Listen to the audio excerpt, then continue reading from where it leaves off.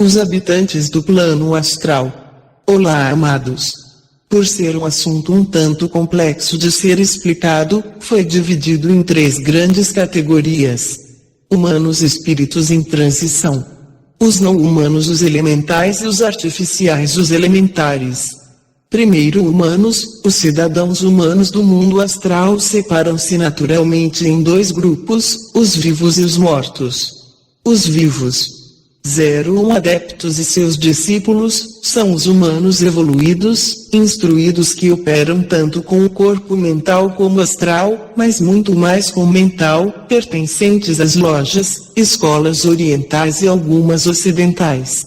02 indivíduos psiquicamente adiantados. Esses não estão sob orientação de um mestre ou amparador, em geral são conscientes fora do corpo físico.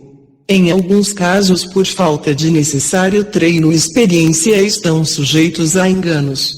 Sua lucidez é variável, variam de acordo com seu grau de desenvolvimento e, em muitos casos, quando voltam ao corpo físico, não se lembram de sua experiência.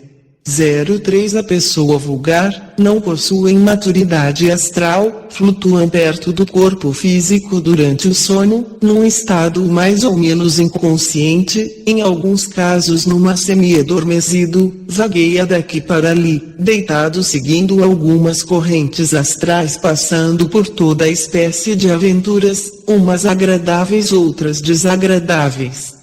Quando menos evoluído for uma pessoa, mal definida será sua forma astral, sem contornos definidos, devido à alta densidade do seu duplo etérico. 04 O mago negro e seus discípulos, é semelhante à primeira, porém voltada para o mal. As ordens que lidam com essas forças ocultas poderosas são várias, mas podemos citar Dugpas europeus, Vodou, Obeah, magia negra e outros.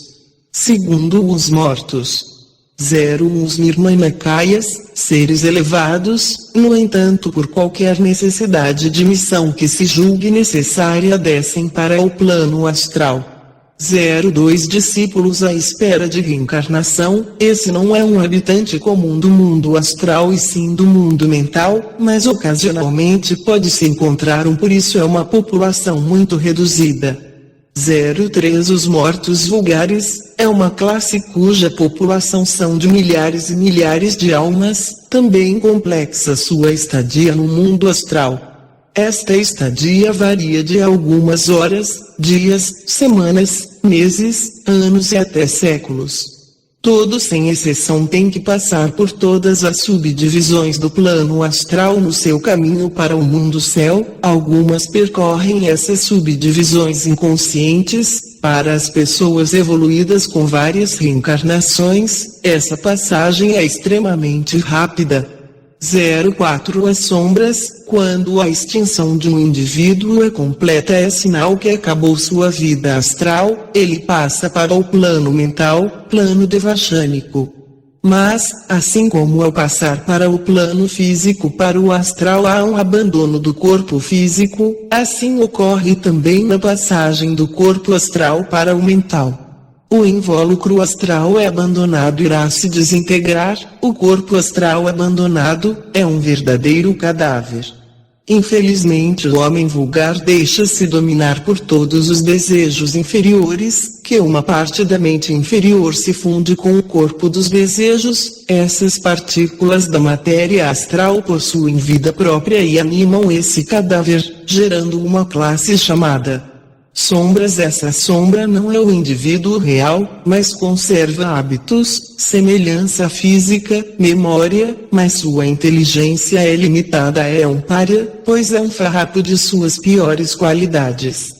A duração de uma sombra varia segundo a qualidade da mente inferior que anima, mas apesar desta astúcia que engana alguns médiuns despreparados em sessões espíritas, na medida em que o tempo passa ela vai perdendo a vitalidade e se degradando até cair na classe seguinte. 05 Os invólucros cascões astrais. Os miasmas são os cadáveres astrais. O corpo astral abandonado e em estado de desintegração, são desprovidos de qualquer espécie de consciência e de inteligência, vagueiam nas correntes astrais como nuvens impelidas por ventos contrários. Não podem ser confundidos com o duplo etérico que se conserva a poucos metros post-mortem do cadáver físico, se desintegrando lentamente. São vistos nos cemitérios essas formas azuladas com aparência de vapores, flutuando nos túmulos dos cemitérios daqueles que recentemente deixaram o mundo físico. Não é um espetáculo agradável de ver. Mas os cascões astrais, os miasmas que vagam, podem ser usados e manipulados por meio de magia negra. 06 Os invólucros vitalizados. Alguns elementares artificiais, formas, pensamentos às vezes entram dentro destas cascas astrais e dão uma vida aparente a eles. Geralmente usam de uma forma malévola. 07 Vítimas de morte súbita e suicidas. Todo o indivíduo que for arrancado de sua vida terrena repentinamente, em pleno gozo de sua saúde e energias, vai se encontrar no mundo astral numa situação diferenciada dos demais seres que morreram por doença.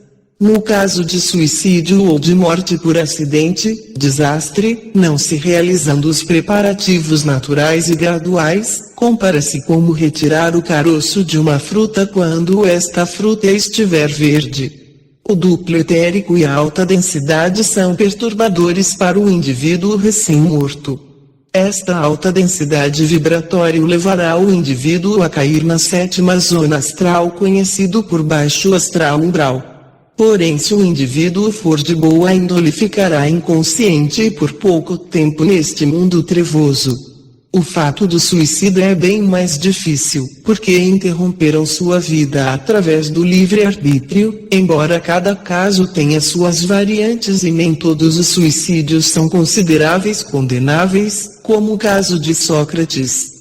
08 Vampiros e lobisomens. É a entidade mais cruel e repelente, mas felizmente muito raras são essas criaturas, essas relíquias horrorosas de um tempo em que o ser humano era mais animalesco, são considerados fábulas da Idade Média, pertenciam à quarta raça da Terra. Vampiros apareceram muito na Rússia e Hungria, apesar das lendas exageradas, no fundo tem uma verdade inquestionável. Essas criaturas apegadas ao extremo à vida terrena usavam seu corpo astral para manter íntegro seu corpo físico, roubando o sangue dos vivos com seu corpo astral semi-materializado, existindo casos registrados na Europa Central de aberturas de caixão. Encontrava-se o corpo fresco e sadio, muitas vezes mergulhado num sangue fétido. Os lobisomens, também de extrema raridade, nos dias de hoje, eram de uma raça extremamente carnívora que se alimentava de animais vivos, numa extrema violência. Quando mortos, esses indivíduos ficavam em uma espécie de lobo e homem, atacavam nas matas outros animais.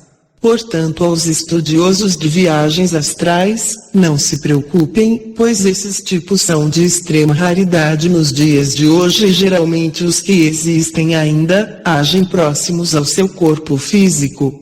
09 Magos negros e seus discípulos, pertencem ao outro extremo da escala, são espíritos desencarnados, tendem a manter-se o maior tempo possível neste plano, renegando o plano mental. São criaturas extremamente hábeis com os poderes do mundo astral, violam a lei natural da evolução, pois mantêm-se no mundo astral pela manipulação de artes mágicas, magia negra. Deve-se frisar que para se conseguir isso, é à custa de outras vidas, roubando de outrem o tempo de vida legítimo. Terceiro, não humanos elementares e os elementais. 01 Corpos astrais dos animais. Apesar de extraordinariamente numerosa, esta classe ocupa um lugar subalterno no plano astral, visto ser muito curta a permanência neste plano dos membros que a compõem. Os animais em sua grande maioria ainda não adquiriram uma individualização permanente quando morrem. A essência monádica que os animava volta ao estratum especial de onde vieram.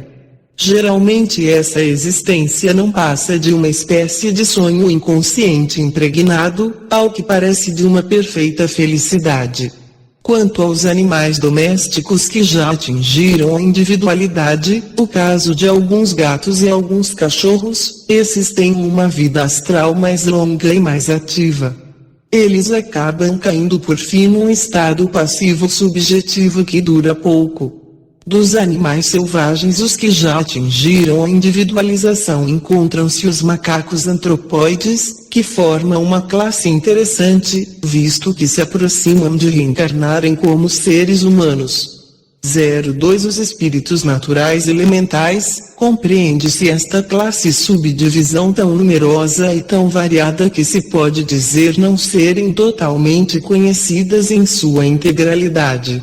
Classificadas por alguns escritores como elementais, são espíritos da natureza, tendo os da terra, do ar, da água e fogo.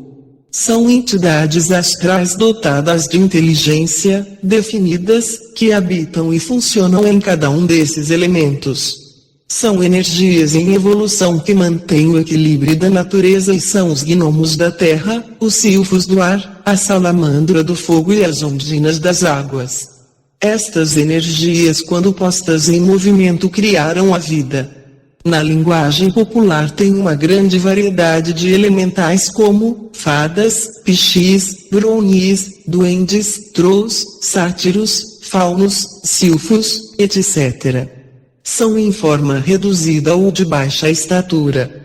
Em geral são invisíveis para a visão física, mas alguns possuem a propriedade de se materializarem quando lhes convém. Em sua maioria evitam os seres humanos, visto não gostarem das emanações fluídicas humanas. Os vícios e desejos desordenados põem em ações correntes astrais que os perturbam. Em cada obra da criação existe um elemental. Os períodos de vida desses seres variam muito, alguns muito curtos, outros maiores que as nossas vidas. Segue uma descrição.